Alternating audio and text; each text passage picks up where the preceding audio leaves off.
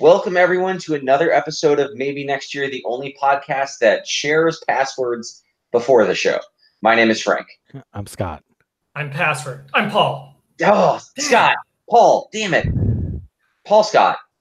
Paul's password is Scott, and Scott's password is Paul, and my password is, what are their names again? Peterman. Right, Peterman. Yes! Finally, we can talk about that, but suffice to say that if you were listening to the pre-show, if you're one of our many patrons who, subscribe to us via PayPal and send us the money for our pre-show, and we would have told you our bank passwords. But you aren't, so too bad. But it's not too bad for this week because the Bills won a football game, and man, they opened somebody opened the valve, right? Like, we've been trying to get water out of this tap for a while, and Matt Barkley looked under the sink and said, "Hey, you guys, I think the water flows off," and he turned it, and 41 points later, the Bills decimate the Jets. I guess decimate by an order of 10. So no, so it would have to be a 41-4 that we would have had to beat them by. Right, probably. and that was kind of like a nonsense. It was in play for a while. Yeah, it was a nonsense touchdown at the end. So nearly decimated. I'll say nearly decimated. Right. 41-4 would definitely be a scoregami. I can't imagine that's happened. The double safety, right? And it would be like 41. One safety would be legitimate. The other safety would be there's 8 seconds left, and they just want to they have to run out of the back of the end zone to kill the end of the game, kind of thing. Yep, that's how the Bills got their 1-2 safety game. I remember, is the other team just ran out of the end zone at the end. But of course, the Bills kicked 2 field goals, so they lost like 13-10, and it looked like a normal score. Right. 2 field goals, 2 safeties. The Bills' best passer, Logan Thomas, 1 for 1 for 15 yards, 118.8 quarterback rating. Also pretty good. Matt Barkley, 2 touchdowns, 117.4 quarterback rating with 232 yards. They just trashed the Jets. The Jets did not look good. And I don't know that this is a repeatable result, but the Bills are 3rd in the AFC at 3-7. It was a fun game, especially if you tuned in on time, like some people did, like Paul did. Paul, you tuned in on time. Give us your take on the game, and then we'll go through some of the key points too. Yeah, I would love to go through my take on this game. For one clarification, I believe the Bills are actually 3rd in the AFC East, not the AFC. Although it's close, the AFC is mind-numbingly awful. So that is why we have not done our maybe next year pronouncement yet, because the rest of the AFC just won't cooperate in allowing us to do that sooner than later. But yeah, this was really an enjoyable game to watch. It was fun because, watching the slightly better than pedestrian quarterbacking performance of Matt Barkley was therefore the best quarterback game we have seen all season out of the Bills, which was wonderful. 232 yards, 2 TDs, and no picks. We have very mild standards here, and I was glad those were met. I think of, Frank and I were talking a bit toward the end of the game, and Frank had made, the appropriate conclusion that the result, did have a lot to do with how bad the Jets are. That is definitely accurate. But what it also had to do with is the Bills finally playing well and finally executing their plays. I think one of the things I mentioned after the Monday night game, in the New England game, they had a flea flicker that they very well executed on the front end, and then Derek Anderson missed Charles Clay deep on that play, and it would have put the ball at least inside the New England 20. So what do they do on Sunday? First play of the game, Matt Barkley hits Robert Foster deep, and all of a sudden the Bills are in business. And then the other execution thing that occurred to me is that, this year we've seen a lot more of LaShawn McCoy failing, to get to a hole quickly and just getting swallowed up, either at or behind the line of scrimmage. So on the second play of this game, a hole opened up quickly, and rather than, whoops, hey, there it is. He cut upfield the second it started to open, and all of a sudden he's in the end zone. So 2 situations we have seen where they failed to execute in the passing game and in the running game consistently this year. They execute on play 1 and play 2, and all of a sudden the entire tenor of the game changes, and it's 7-0. I think, so I'm going to go now series by series and play by play with the significance.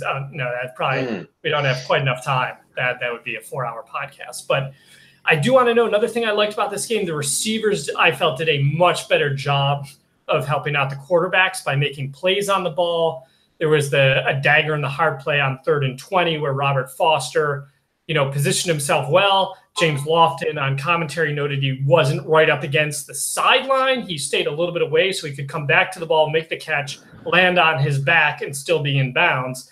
And that was really, that set up the Zay Jones second touchdown. There was a positive. I think the only negatives, I think they got a little fortunate to have no turnovers. Zay diving for the end zone and fumbling with 3 Jets in front of him after he'd already gotten the first down on 3rd down and fumbling. That thankfully was recovered by Jason Kroom in the end zone to give him, to expand the team's lead. That was lucky. Barkley also had 1 pass that was close to being picked. So there was some good fortune there, but there was also some bad luck that balanced it out too, where they tipped about 45 Josh McCown passes that weren't intercepted. But I don't want to go on too much more about the game. I don't want to steal everything Scott could talk about, but thankfully there's a lot to talk about with a win. I do want to note that McDermott had said in the post game about some of the additions they'd done on the speed aspect of the team. We'll go into some of the roster changes in a later segment. But McDermott said that after watching film with Dable this past week, Dable said the offense needed more speed. So what do? They promote Robert Foster and they sign Isaiah McKenzie. Now, McKenzie comes aboard, immediately helps 4 aspects: punt return, kick return, receiving, and then most noticeably these outside runs. After 3 end-around runs for first downs, the Jets had to take that threat seriously. So the offensive linebackers and defensive ends couldn't just collapse to the middle to stop the runs up the gut. And as a result of that, they could fake that end around a bunch of times. And that was a legitimate threat, that fake, because they had to respect it. And then, as I mentioned, the other thing, Robert Foster, stretching the field on the game's first play, and then converting that bomb on 3rd and 20. Jets can't put 8 men in a box anymore, and hopefully future opponents can't either. So I think the most encouraging thing for me, I didn't talk at all about the defense really because they've just been exceptional all year, and I can leave that for Scott. But just the offense, I felt the plays were drawn up similarly to how they've been previous weeks. The offense actually converted some of these. Boy, that was just a huge difference maker and made this game much more enjoyable.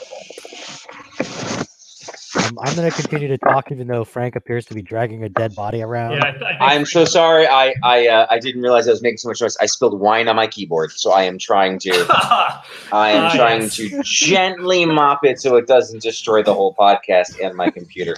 I think I've gotten it all now. Please, by all means. Frank, aren't you destroying the podcast now? I want to render it. Well, I was going to say render it unlistenable, but again, I probably do that. I'm doing that too. Why don't you tell me about the Bills and Jets? I'll continue to talk now. Anyway, no, I think. Oh, you wrote that in the chat too. I'm so sorry. Frank just murdered a as usual. Just murdered it. I'm very sorry. Anyway, we'll continue. Yes. So I think it's hard for me to get.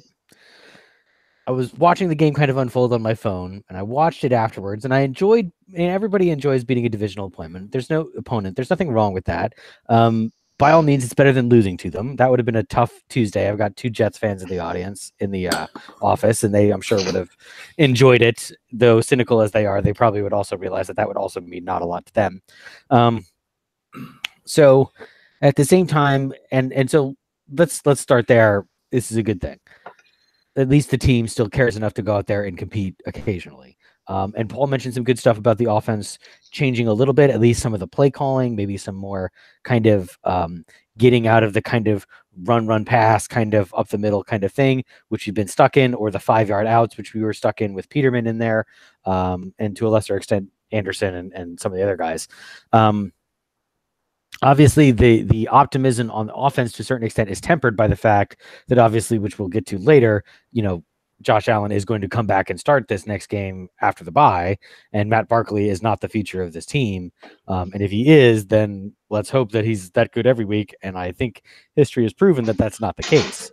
Now, again, he's a replacement level guy. As we discussed 2 or 3 weeks ago, Derek Anderson's a replacement level guy. Mm-hmm. And if you're playing the Patriots on the road, or if you're playing the Patriots, period, that game is at home, it's going to be a tough draw for a replacement level quarterback with 2 weeks notice to come out and lead your team to a victory. That said, when you're playing the Jets, apparently you can find those guys.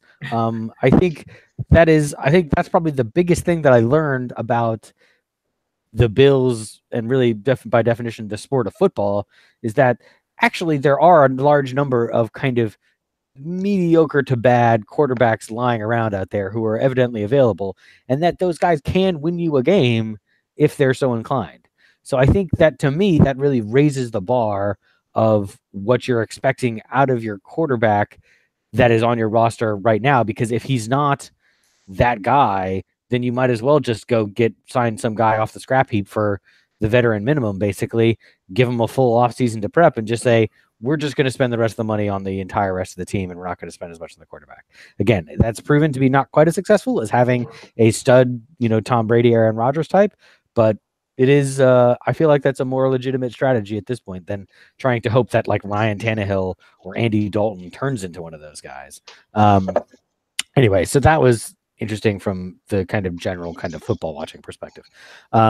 In terms of the Bills in general, I think Frank's getting a second glass of wine. I just ordered some wine. Yes, and I realized it was making noise. I apologize. I think the good thing that the Bills are doing, I'm trying to keep us on track because it's very hard. It's very distracting to have Frank drink all this noise. It's good that they continue to try out new people. I think, and again, we'll get to that also a little bit later of like the roster moves and such. But at this point, like the season is pretty much a wash at this point. So let's cycle some guys in and out. Let's bring in an Ike McKenzie and a Deontay Thompson and all these. Give Wyatt Teller some snaps. Let Searles get some snaps at right tackle. Let it all hang out at this point, because again, this is essentially an extended training camp right now. So if we can do all that, and find out who's coming to play when the team's 2-7, now 3-7, and has nothing to play for other than your paycheck and the guy next to you, that's pretty valuable, I think, and I think that's how McDermott's approaching it, and I think I commend him for that. I still have my kind of fundamental concerns about, like, does McDermott have a bigger plan for the team other than just we're going to build a culture of winning, whatever that means, and whether or not Josh Allen is the quarterback, whether or not the defense is going to have enough domination to be able to carry the offense, which to this point obviously has not really worked as a strategy. I think there are more questions to be left unsaid there, but they're doing what they can with what we have left in the season at this point, and that's about it. I'm a little disappointed to hear that you don't think that Matt Barkley can lead this team to a 9-7 record. I mean, you're ready to call it a season, guys. Well, clearly Sean McDermott doesn't.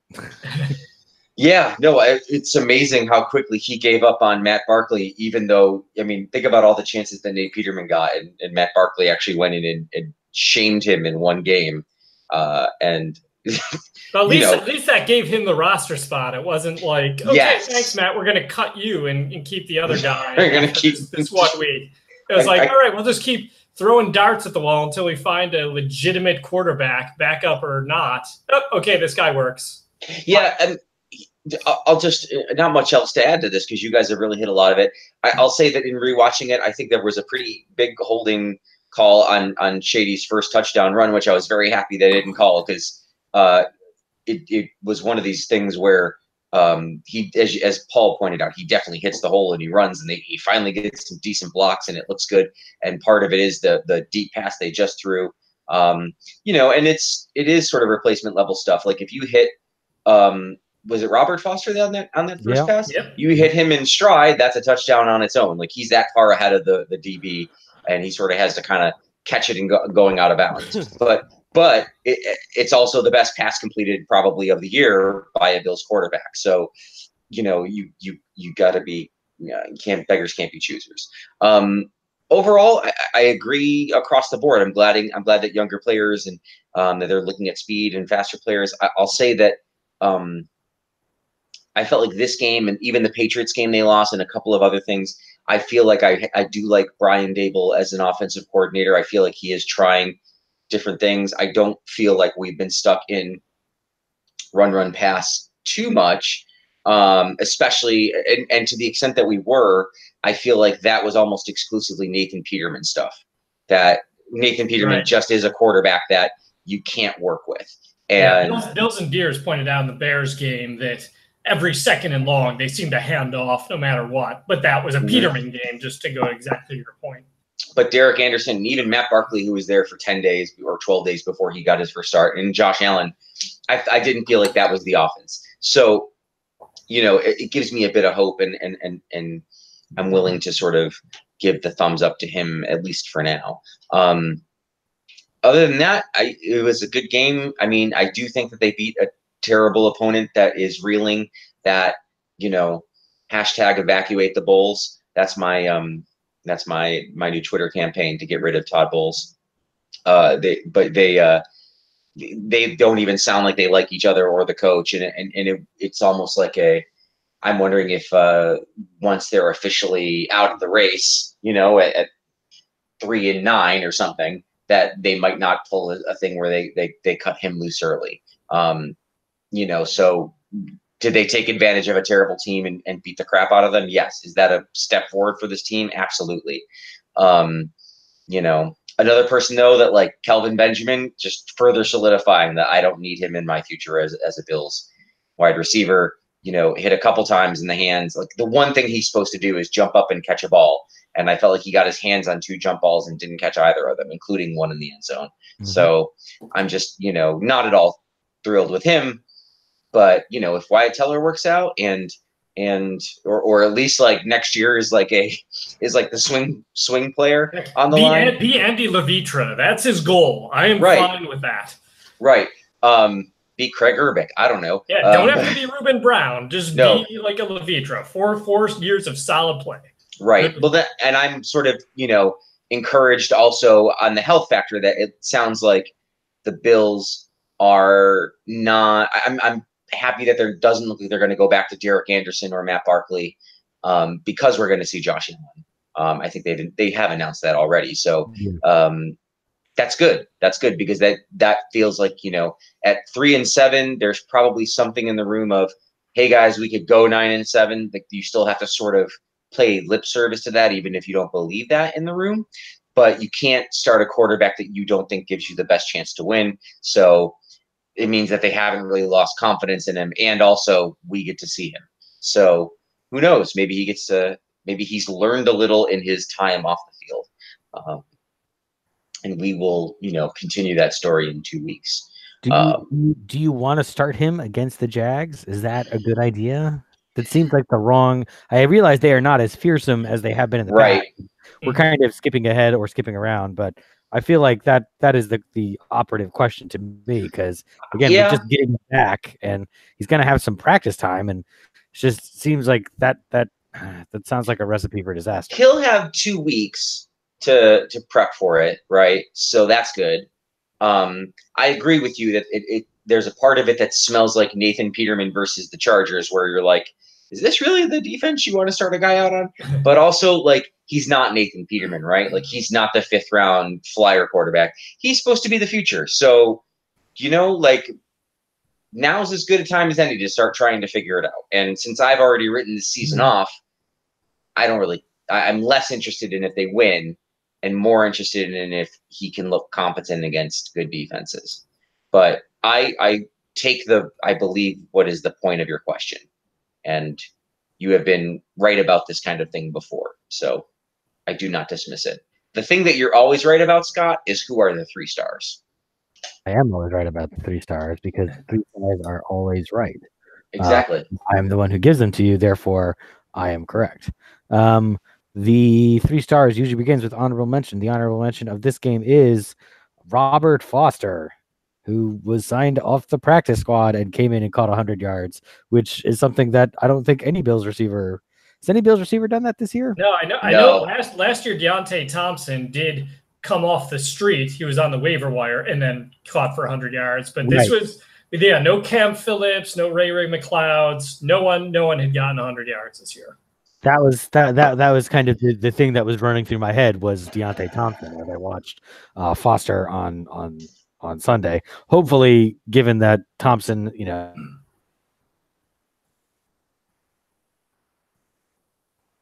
Did we lose Scott there? Did we lose you, Scott? Scott? We might have lost Scott. Oh, How did you not? Oh, there you go. There you go. Okay, Now we're good.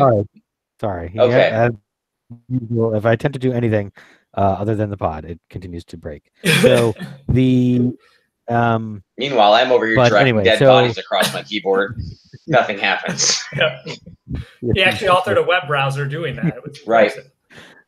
Boo! It's a callback to a joke no one heard and wasn't that That's why it's an inside joke. All of our listeners are like, "What the hell are you talking about?" More so than normal, but right. That's anyway, why I appreciate it. This is one of our worst podcasts. Anyway, so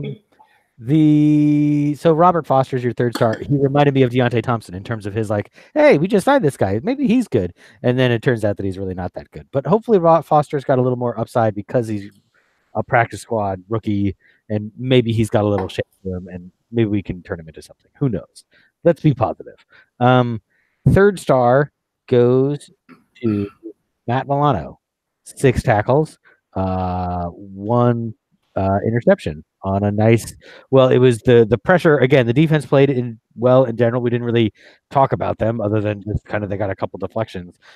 As usual, I don't want to say as usual, as hoped for. They successfully dominated the Jets, not really allowing them to do pretty much anything. They had, I think, 1 yard in the first quarter, or maybe in the first half even. So good job overall for the defense. So they do get some respect there with Milano getting into 3 stars, but obviously good efforts from everybody. Hughes, Kyle Williams, I think, had a sack. A couple other guys. Shaq Lawson had a sack. Guys who are playing well within the system. And again, the system is good at some things, and hey, they got torched by Josh McCown last year, admittedly with like a healthy Jets offense around him. The Jets obviously got like 1 or 2 of their best receivers, and I think I forget who their running back is, but I'm not sure he was healthy either. But regardless, let's say it's Chris Ivory, even though he plays for the Bills. It was exactly. a game. Let's call the Jets running back Chris Ivory. Yeah, absolutely. We kept Chris Ivory in the pen here. But anyway, which we did because he didn't get any carries. The second star goes to Matt Barkley. 15 to 25, 232 yards, 2 touchdowns, QBR 84.7, 117.4 passer rating. Arguably the best performance by a Bills quarterback this year. You could debate about that Josh Allen kind of Vikings game where he kind of like started off like a house on fire and then kind of limped to the finish after the Bills were already up.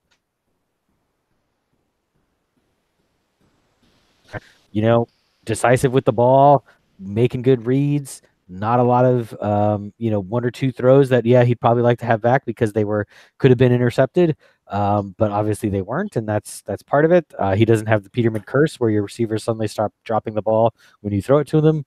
The only other thing I was going to say about Matt Barkley is if anyone had me giving a 2nd star to Matt Barkley for the Bills at any point prior to Week 7 this year, you get a prize. Right.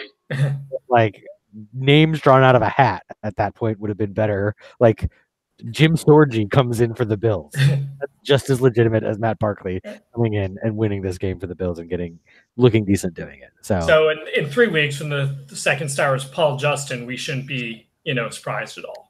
Absolutely. I think pretty much everything's in play for the Bills and stars for the rest of the year, which is good. It's just exciting. And first star, I'm pretty sure it's his first star of the year. First star of the year, LaShawn McCoy. Thanks for showing up. A little bit of the old LaShawn McCoy there with 26 carries, 113 yards, 5 yards, as Paul had said early on, hitting the holes with abandon, willing to grind out 4 or 5 yard carries as opposed to just to dance behind the line. The holes were there more for him to find instead of him just constantly having to fight to get out of the backfield all over again. So the line does get credit and actually kind of pushing, not a terrible Jets defensive line out of the way a little bit. And so, LaShawn McCoy gets the first star, but is complete team effort. It's a good team win, as Sean McDermott would say. Yep. Yeah. Go ahead.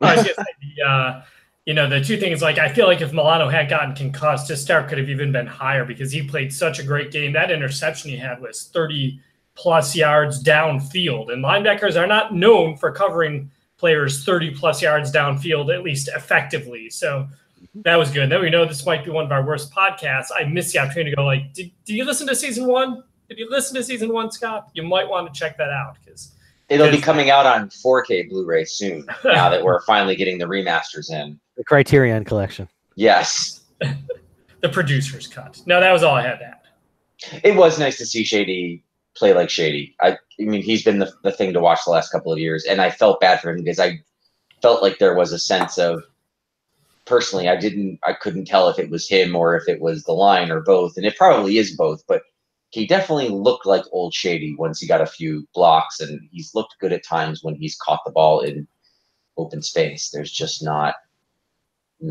often, stuff.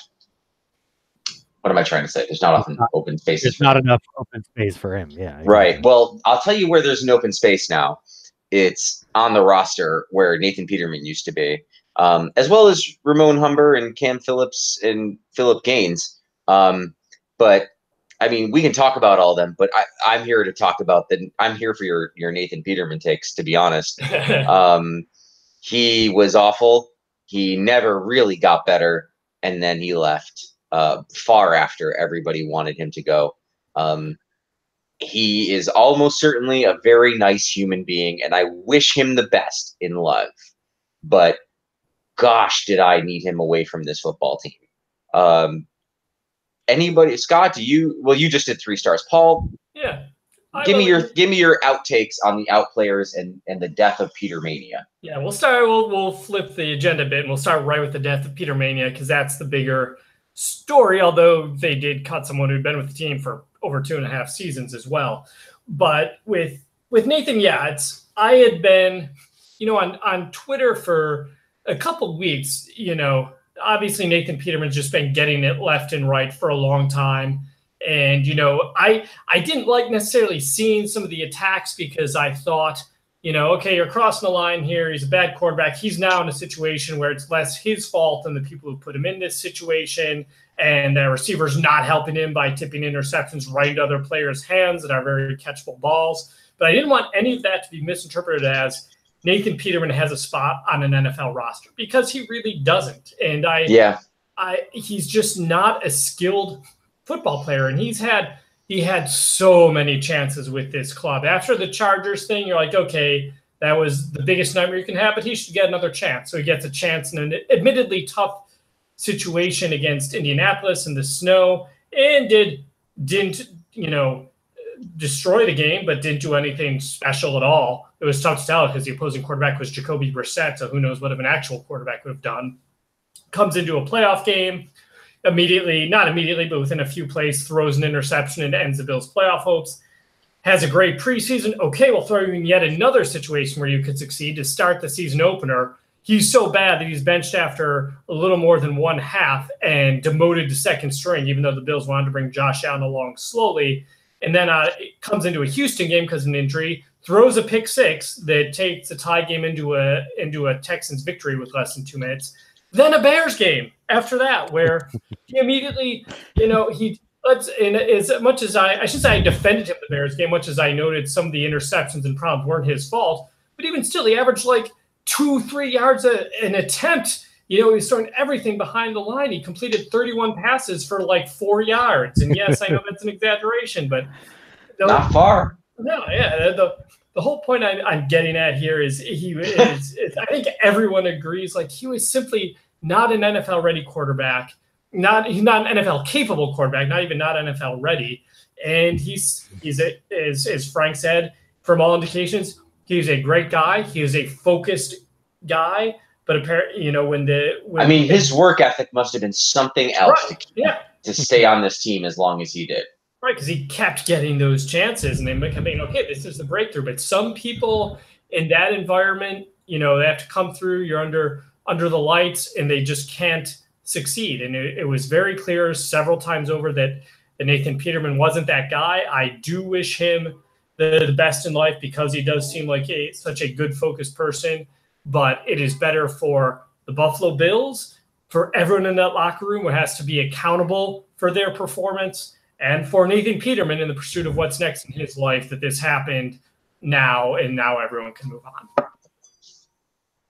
Yeah, I mean, we can maybe circle back to some of the other guys. I think the thing about Peterman, yeah, it's I kind of agree. Like on some point, yes, it's obviously easier to make fun of Peterman than it is to make fun of McDermott, because Peterman's the one who's going out there and stinking it up, and McDermott obviously kind of presumably is supposed to be paid to know enough to not make those decisions, and but at the same time, it's just easier for him to kind of hide from the scrutiny on the sideline. It's not that he is; it's just that clearly that's the way it ended up.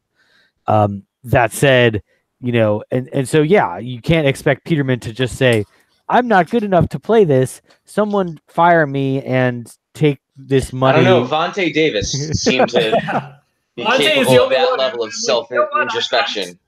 Vontae was the only one like, you know what? I'm terrible. I'm just going to forfeit my salary and leave at the middle of this game. Vontae is a millionaire. I'm not sure that Nathan Peterman has quite cracked $1 million yet. That's not. I'm not saying that a couple $100,000 isn't something that we'd all like. It's a total exaggeration to say he threw 1 million interceptions. But anyway, but kind of more philosophically about kind of what the Peterman experience has left us all with.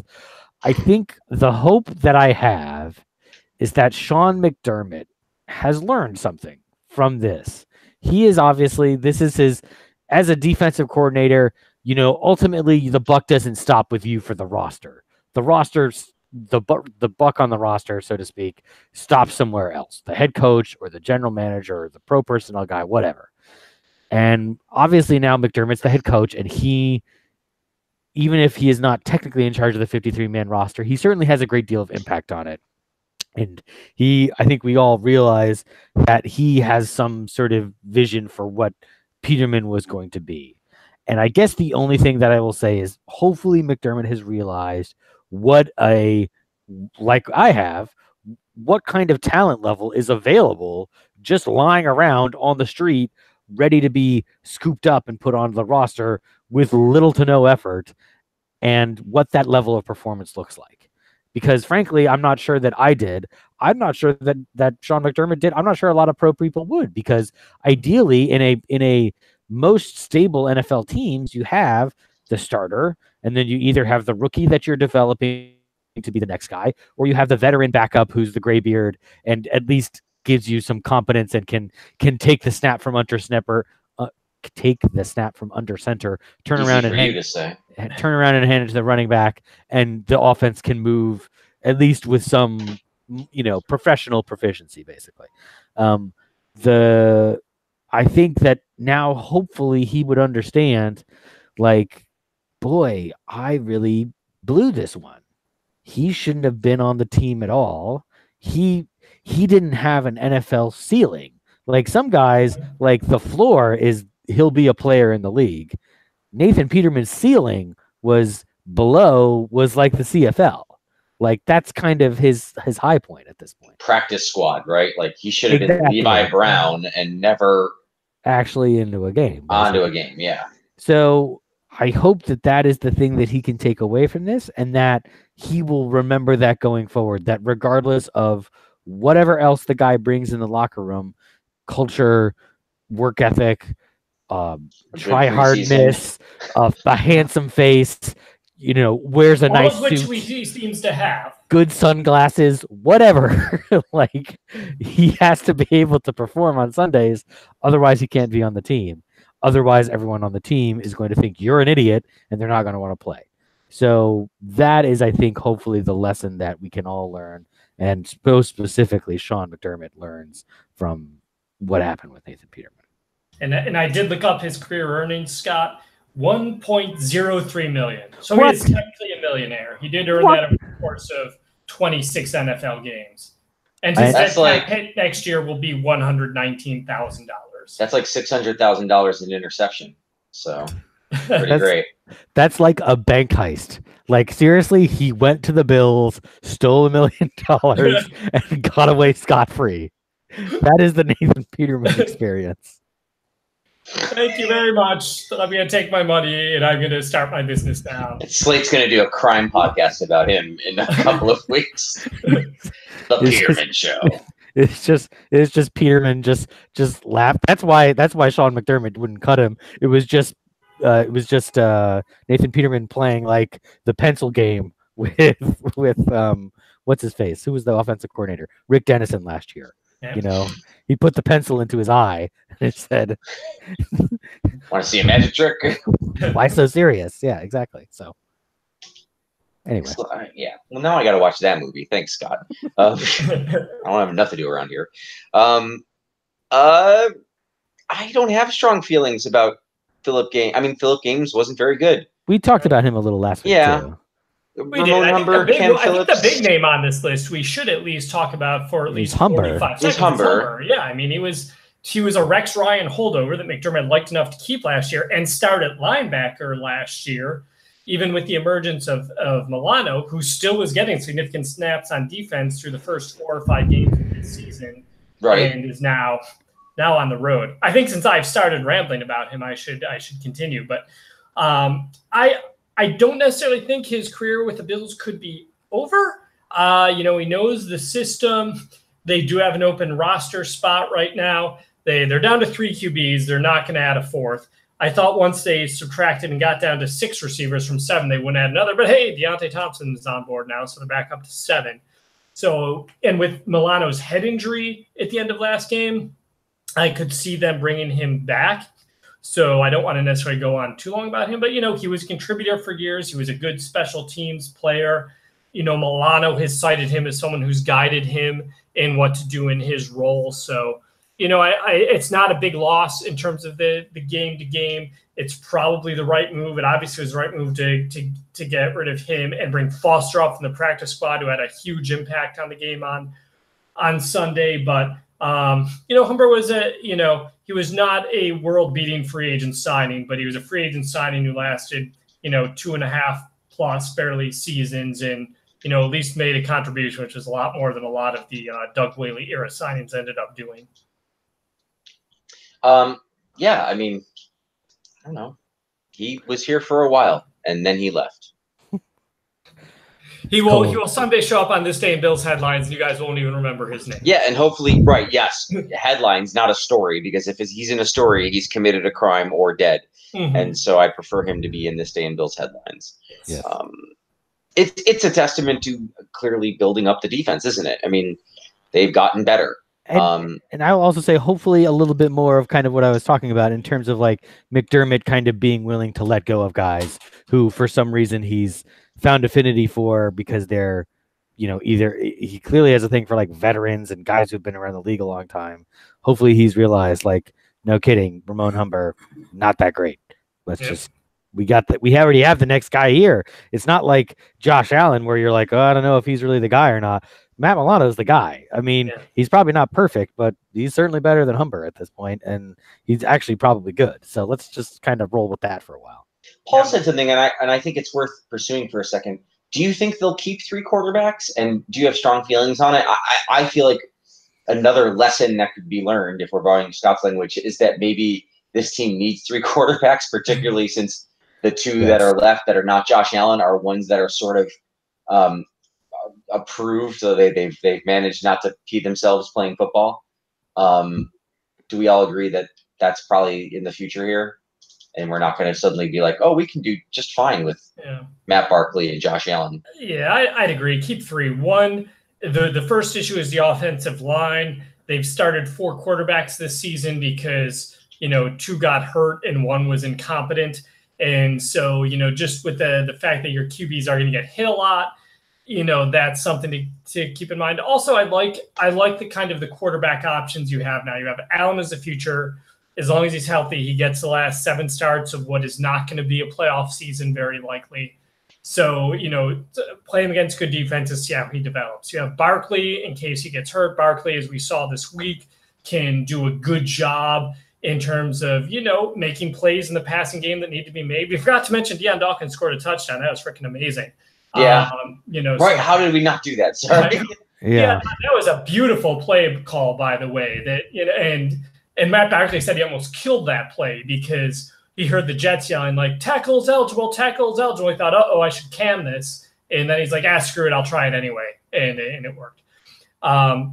Yes, you've got a guy with Barkley who can come in and perform at least adequately, if not better than adequately, to win a game. And then you have Anderson, who's been in the league for, 13, 14 seasons now, and, has a lot of knowledge of the game that's going to be very helpful to Allen. So why would you cut him unless you get someone, a bottom of the roster guy who's going to contribute week in, week out that you think can replace him? I like the 3 QB setup for this team. It's hard for me this one's tough because on the one hand, like in the spirit of like, this is essentially training camp. It doesn't matter as much whether or not we win or lose. So why do we really need like 3 quarterbacks? Like we're going to hope the odds that we're going to go through, we're not going to start more than 2 quarterbacks on the 45-man, more than 2 on the 45-man game day roster, whatever the number is. So we're kind of screwed if more than 2 get hurt in one game. And if I'm sorry, I just have a terrible tangent to go on. Go on. Hey, we're here. We're actually on time today, so this is exactly it's the bye coming up, tangent that takes us off. So yeah. Okay. So we're off next week. So go. We've got 2 hours to fill. So in the Oliver Stone movie, Any Given Sunday. Mm-hmm.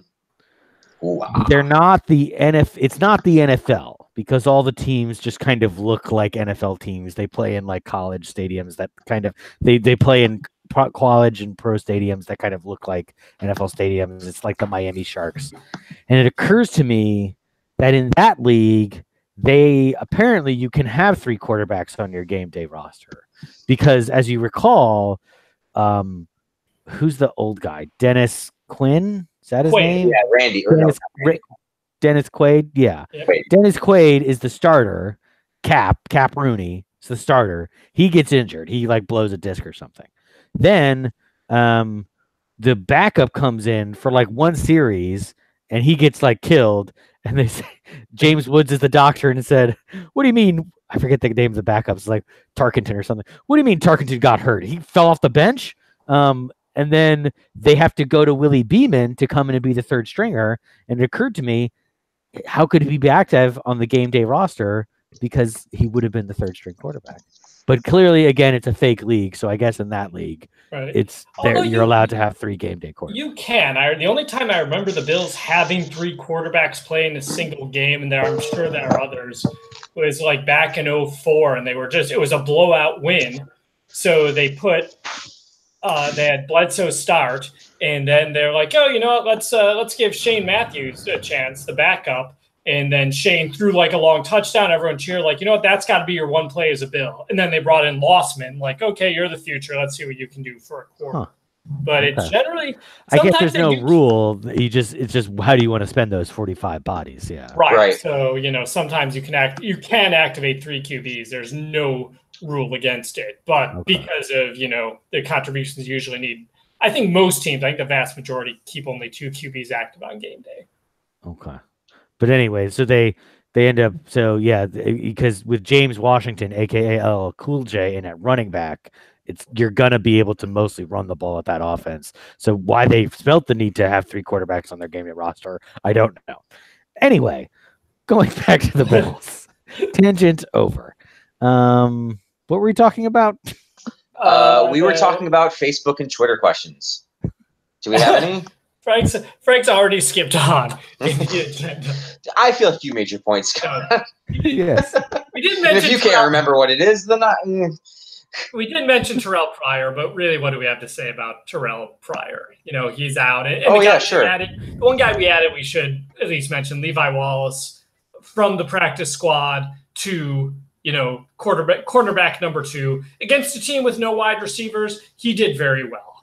How he'll do against teams with wide receivers, we will find out. I do like the McKenzie signing. Like, that guy showed something in just a small amount of plays. Oh, Broncos Nation, by the way, is pissed. I was randomly on some of their sites, and they were looking at his stats thinking, why did we not we should have utilized this guy like this? I guess the issue with McKenzie and this could be relevant to us looking forward, he had 6 fumbles on punt returns last year, and 3 were recovered by the opponent. And so they felt like, oh, he doesn't have great ball security. But I feel like that's something like Marshall Faulk used to be a terrible fumbler. And then by his like 6th season or so, he was to the point where he not only rarely fumbled, but like never fumbled, you know, and they actually made a joke out of that in an ad for like a PlayStation game. So, you know, I think this was thank you, Broncos, for giving up on him, because at the very least he contributed to the Bills for a game. And I have a feeling will contribute many more. Mm-hmm. Hooray. Do we have any Facebook or Twitter questions? I didn't see any. We have on Twitter, you know, it kind of spurred a conversation with Orlando when I posted like, hey, and I was actually a day in advance of asking for questions for once. And yeah, we didn't really get anything on the questions front. I think looking at the tweets and replies to see if there's anything worth mentioning, and what better way to scroll through this than while we're actually podcasting. There wasn't anything on Facebook really. Phil chimed in and said he wanted an emergency Peterman podcast. I think this suffices. Yeah, and I think most of the people were like, you know, Peterman needs to, you know, be gone. He now is gone, so that's not a concern anymore. Yeah, this is really a pretty dead week in terms of Facebook and Twitter questions. Thanks everyone though, who interacted Sunday. I noticed Sunday was a lot more Twitter friendly than usual. Lately, it's just been, you know, me and like 2 or 3 other people. This time, everyone was on board. So hopefully the Bills keep winning and more people keep interacting with us on Sunday. Can we take a moment then to go off topic, since we don't have this topic, and then we'll go to this day in Bills history? I mean, if we can spend 5 minutes on any given Sunday, I suppose we can't continue to do that. I mean, we're not even at like 50 minutes yet. So yeah, let's keep going. I feel like I'm with 2 friends who would really appreciate this, but I want to mark the passing of Stan Lee. Stan Lee, I fear that. I read your post on Twitter. That was very, you know, well thought out. And you know what? I should let you guys go first, because I'm not as big a comics person as you guys. I still haven't seen Infinity War, even though I know everything that's happened in it. So I will go third. No, I mean, like, it's just, you can read much better obituaries and soliloquies on Stan Lee, but his work personally touched my life, as you two both know, because you've been to my house and have seen the plethora of comic books. And I think that, you know, it's clear that that's just from an entertainment and genre standpoint, something that I appreciate. But it's also one of those things that when you know, he passed, it's something you reflect on and realize that it's informed my life. It has nothing to do with football, so I apologize for everybody who's listening that just wants to get to this day in Bill's headlines. But I know that Paul and Scott on some level, you know, share an appreciation for Stan. And since we don't have questions, I just wanted to say I'm really sad. And you know, he was 95, so it was understandable. But a life well lived. A life well lived. And one of the just like in a way, a real visionary. I mean, a lot of stuff has been coming out from him that he was writing in the 60s, and he was one of the first, like, truly, you know, people to speak out against bigotry and racism and have a scientific, forward-thinking brain that he infused into all his stories. Like, he was writing modern mythological tales with little morals attached to them. And you can find my Twitter account. I kind of expounded on this a bit further, but he will be missed by me. Even when he was like well past his writing prime, he was always making me laugh whenever I saw him in cameos. And so anyway, that's it. That's all I had to say on that. And if you have anything to share, Scott, that's fine. I know I put everyone on the spot by kind of coming up with this, but no, I mean, I agree. I was going to make the same point about kind of him being, you know, he was like, he served in World War II, if I'm not mistaken. Yeah, he did. Literally, like he's that old. Like, not to say that he's, you know, obviously he's dead, so he's by definition not old anymore. His code name in World War II was playwright or Shakespeare or something. Playwright. Yeah, like it was. Yeah, I think it was playwright. Yeah. Sorry, go ahead. No, it's and you know, so obviously a veteran, and salute him for that, his service as well. Everyone's got to do their part. Let me know if you'd like to know more. The interesting kind of, yeah, and I was going to go on to make the same point about, like, obviously, like, he kind of came at things with a different perspective terms of being very forward thinking about where and he built this kind of whole universe with the idea that there were places in it for people who were kind of outside the adult white male, thing. Now, he did not obviously have a gay man in comics in the 1960s. That's everyone has to be reasonable about kind of what I forget the term, but the window of normal was for that kind of right. He was not as, yes, I mean, the X-Men were the allegory for gay people in some regard, or a minority of any sort. But there wasn't. I guess he wasn't brave enough, or wouldn't have been published. As far as maybe he would have wanted to go, or whatever. But I think as time went on, there were still room in his universe for those type of characters, as it kind of developed to a certain extent. And I think right, and that again, that outsider message kind of resonated with people, regardless of the actual kind of characteristics of the people. So I think that's valuable. And yeah, I don't really have too much to say. I also have another point about dead people, if we want to go there. Yeah, sure. Yeah, I love talking about dead people, as we know. So yeah, and this one's a special for Paul. So and this is actually, we should not. I don't know why I'm joking, because it was a really sad article, but SI did a good profile of James Hardy, former Bill. Cool! I've got to read that. It's very he had a kid, so it's kind of just everything like that. Just kind of obviously has it doesn't really matter anymore, because that kid doesn't have a dad anymore. So that's, regardless of whatever else he thought about him, that's sad. And right. Obviously just not a great life kind of growing up. He kind of had a chance to maybe get his life on the right track.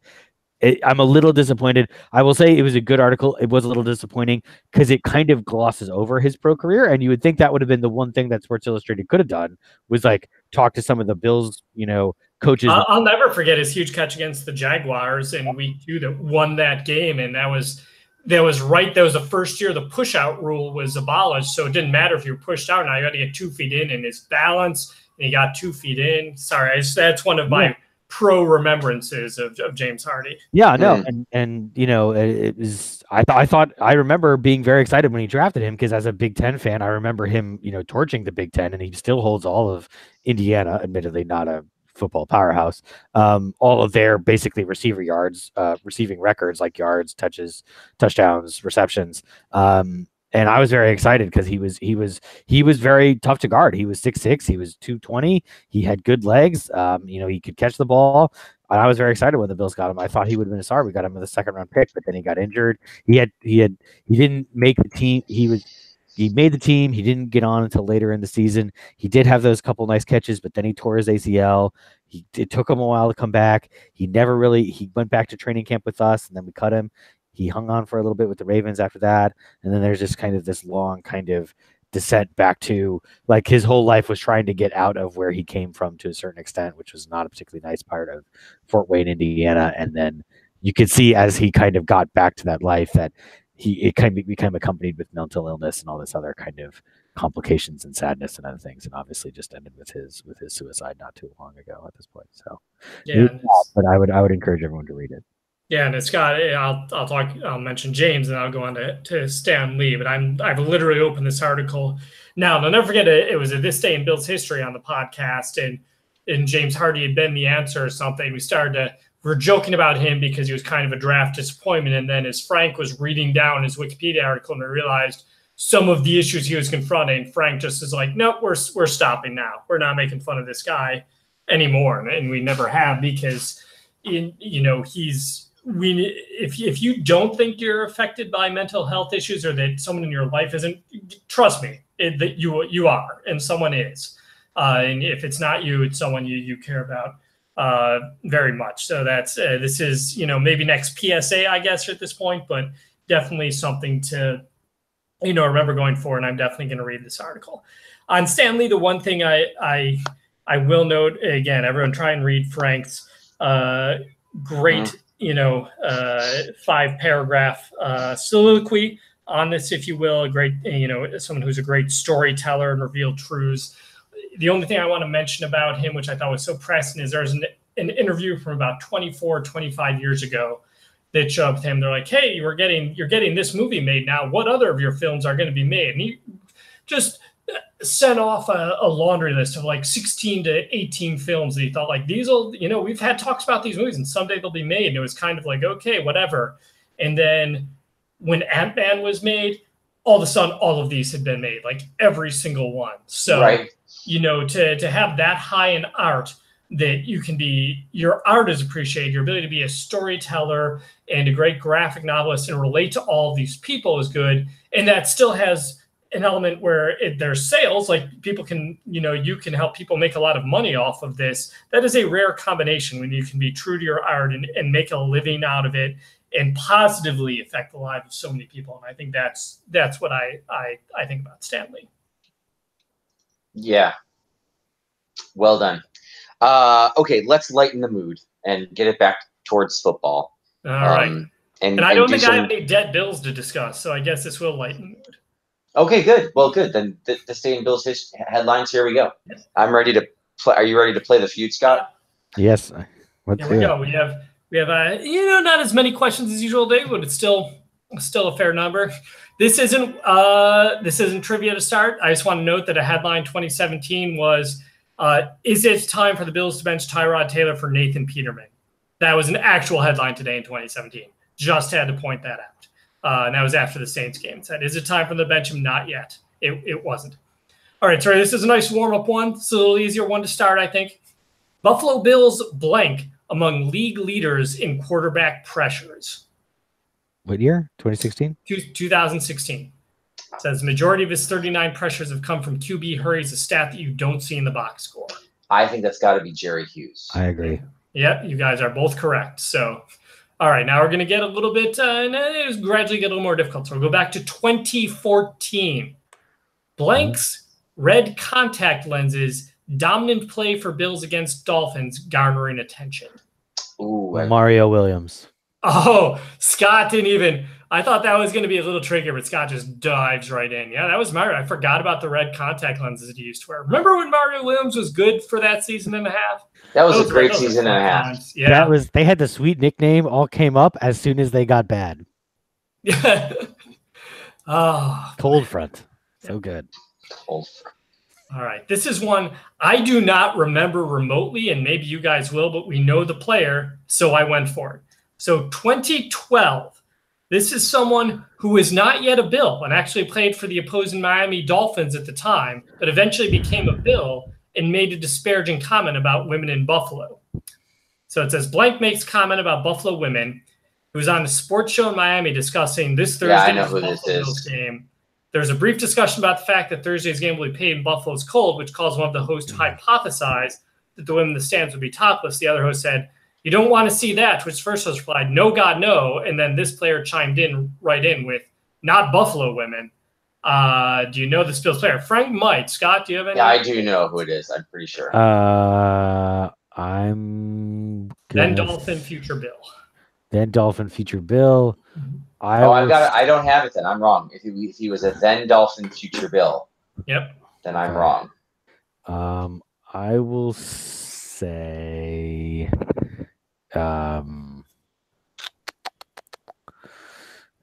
Aaron Burr.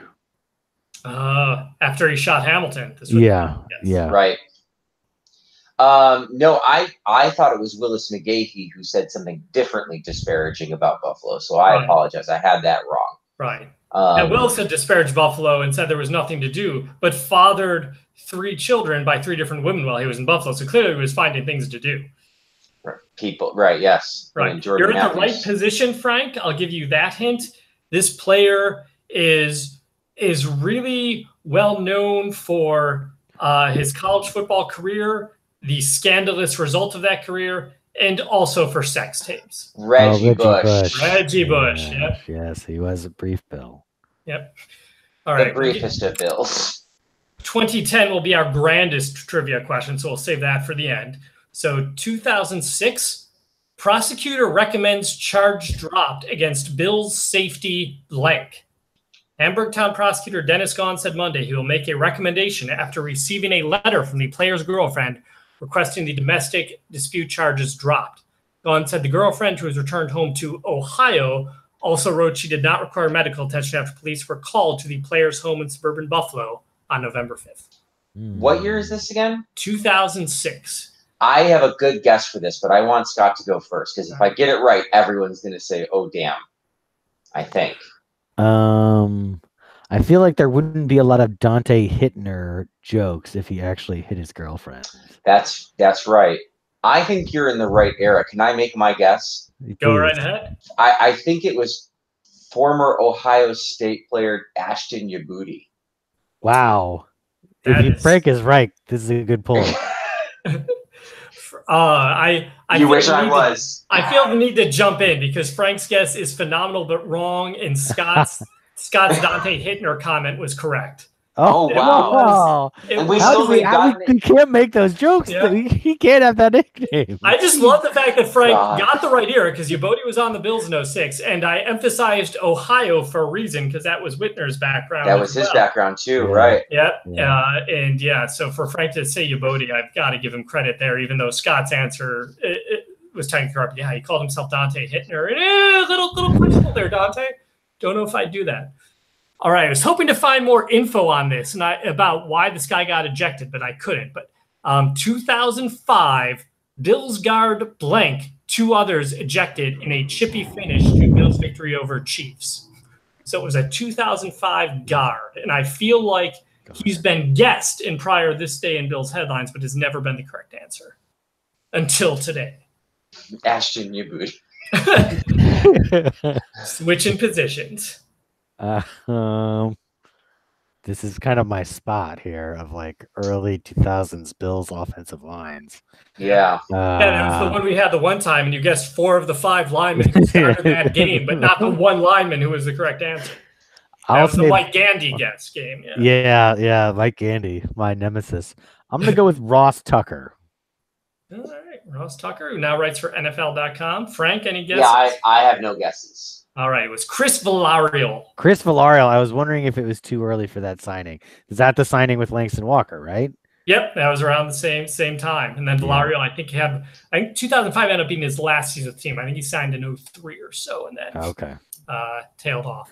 Oh wait, no, was that Dockery who signed with Walker? Oh yeah, you're right, Dockery and Walker. Dockery and Walker was later. Those were the signs that made Jason Villarreal was before then, right? Okay, right. Because the Dockery and Walker signs are the ones that made Jason Peters go, WTF? Yes. You're paying these guys this? And correctly. I'm making this? Correctly. Yes, correctly. And Jason Peters is going to be a Hall of Famer. We're going to skip this for now. All right. This is the last non-ultimate question. After this, we'll have the ultimate trivia question. 2004, Gritter becomes a grappler.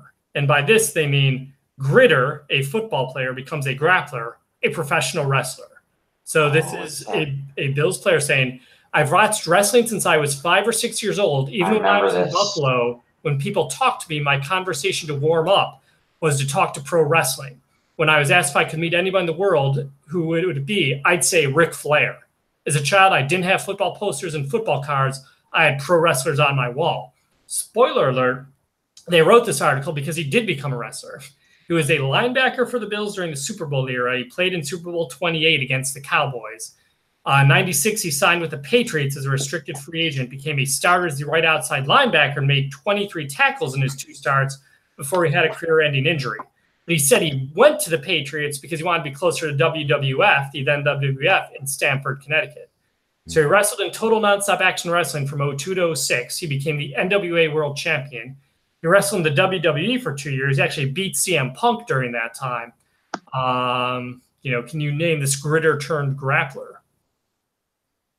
Was it Abu Abdullah Muhammad ibn Yusuf ibn Nasser, also known as Muhammad I of Granada? Oh, the good old MHG the 3 or MHG the 1. Yeah. Good guess. Well, they called him he did have a future as Abdullah the Butcher, but that's a different wrestler. Right. No, I sort of remember this story, but I can't really remember this fellow's name. I also do not remember his name. Becky Lynch? He went on to Sasha Banks. Becky Lynch. Bailey. It was Bailey. Oh, Bailey. It was the alpha male Monty Brown. Monty Brown. Yeah, he was bigger in TNA than he was in WWE, but he'd have 2 years in WWE. All right, here comes the ultimate This Day in Bills headlines trivia question. And you have Two people you can guess here, and you're not going to guess either, which is what's going to make this hilarious. This was a game in 2010. The Bills beat the Lions 14-12, and it was Buffalo's first win of the season. They were 0-8 going into this game. They had a couple close to victory games against the Chiefs, against the Ravens on the road, exciting games. I have a story about this game off the air for Frank and Scott, which I'm sure is not telling on the air. But the trivia question for this one is there was a Bills running back, and his first run of the game was up the middle for 2 yards, and he was tackled by a player who used to play for the Bills and now played for the Lions. Can you name this Bills running back who, by the way, this was his only carry for positive yardage for the Bills, or the player who tackled him who previously played for the Bills? The hint is you can't unless you cheat. But if you can do it, good luck to you to name either of these people, because I vaguely remember one and don't at all remember the other. Please give me the year one more time. Sure. This year would have been 2010. 2010. Bills running back. Bills running back, and it is a Lions linebacker who used to play for the Bills. I was about to look this up on the computer, and I decided not to because I don't want to Zool. But while you guys are thinking, I will tell you this linebacker would play for the Bills. Let's see, he was undrafted, but picked up by the Bills in 2009, played for the Bills in 2009, but then played with the Lions for 2010 through 2014. So he did have a decent career on that front. The running back, as I mentioned, played, just a handful of games with the Bills.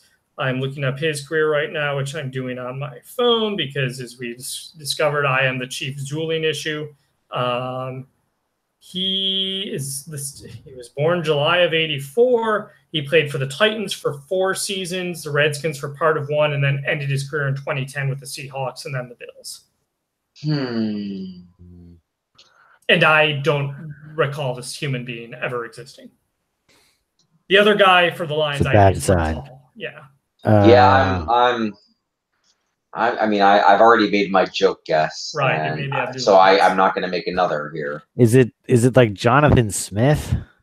Oh no, but you know what's hilarious? In 2000, this day in 2004, which I didn't want to mention, the Bills lost an awful Sunday night game to the Patriots, where the only score was a Jonathan Fast Freddie Smith touchdown, and Bledsoe threw an interception to Troy frickin' Brown. Now I mentioned that. But yeah, that's okay. So then, no, that's not right, and I don't have a guess on the linebacker. All right. So the running back, don't remember this guy remotely. Quentin Ganther. Did you remember that the Bills had a running back named Quentin Ganther? No, absolutely not. No, obviously not. No clue of that guy.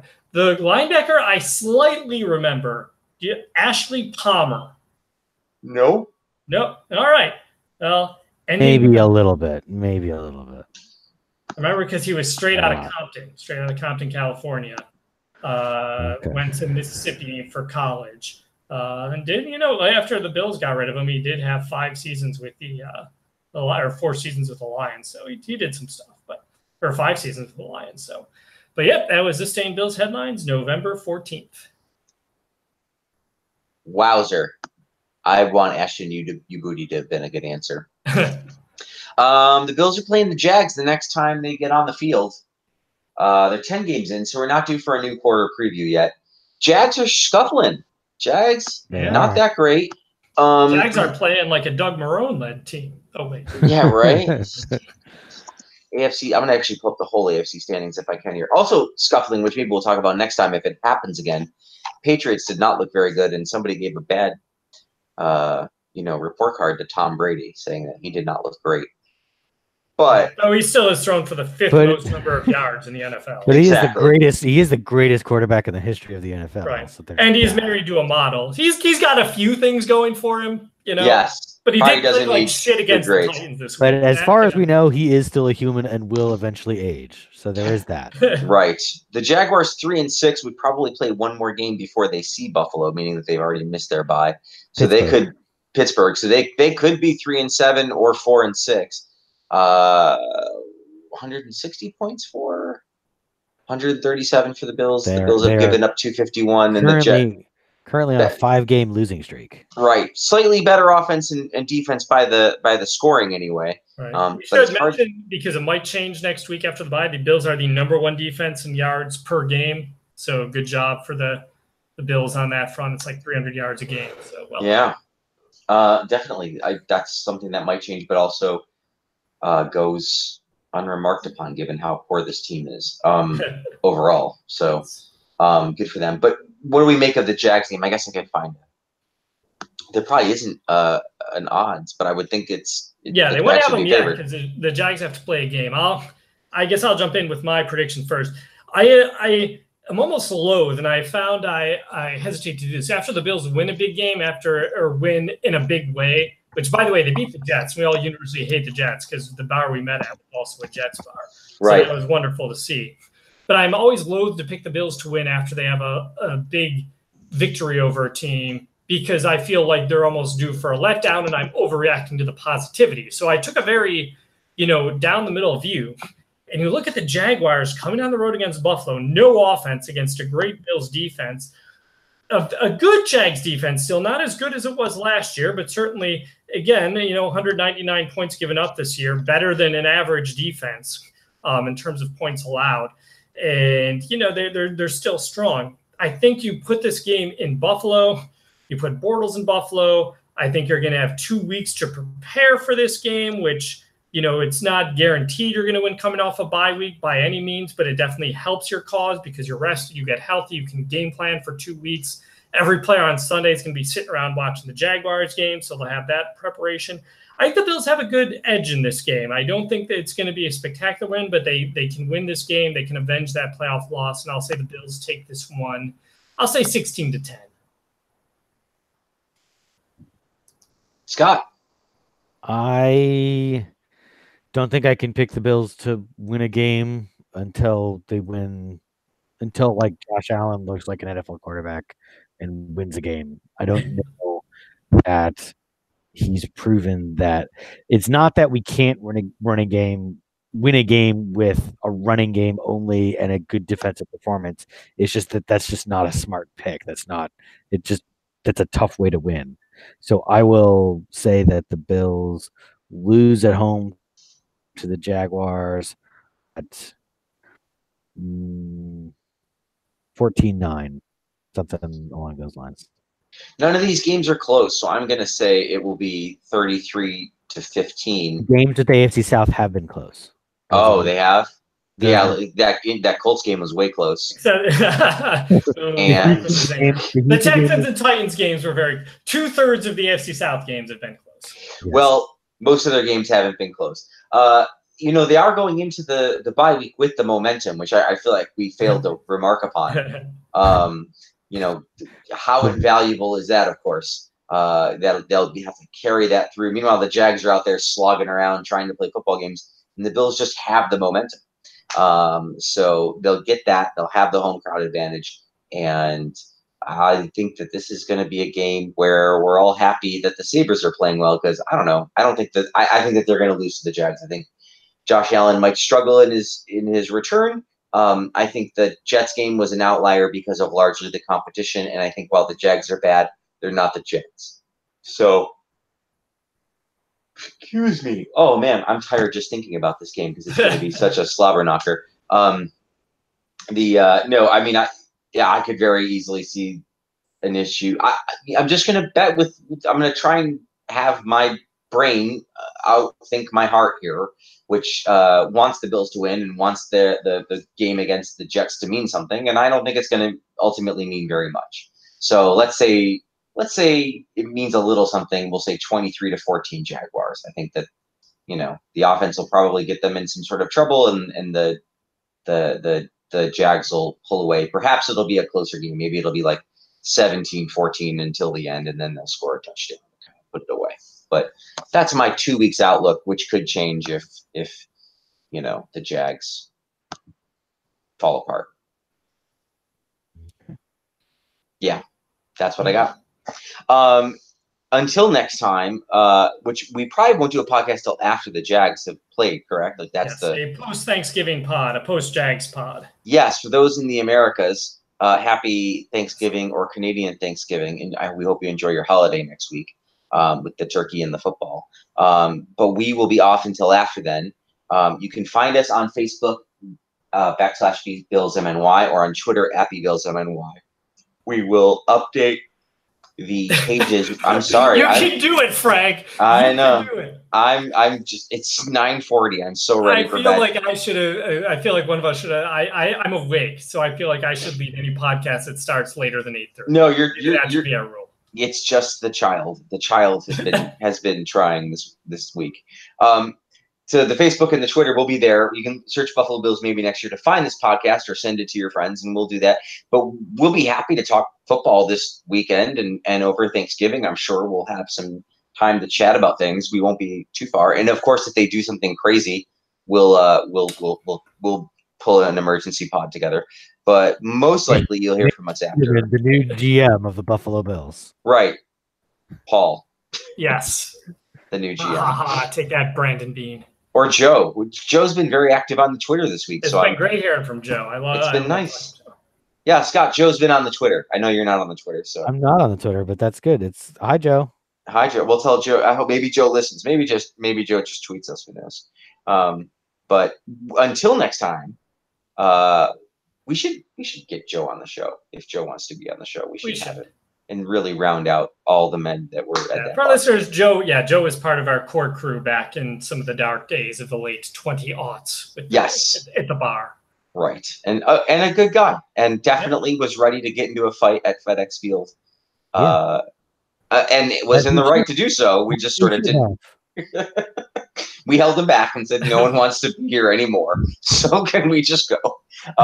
But maybe you can hear that story next time. So thank you very much for listening. We appreciate it. Have a good holiday. Until next time, I'm Frank. I'm Scott. I'm Paul. Good night, everyone.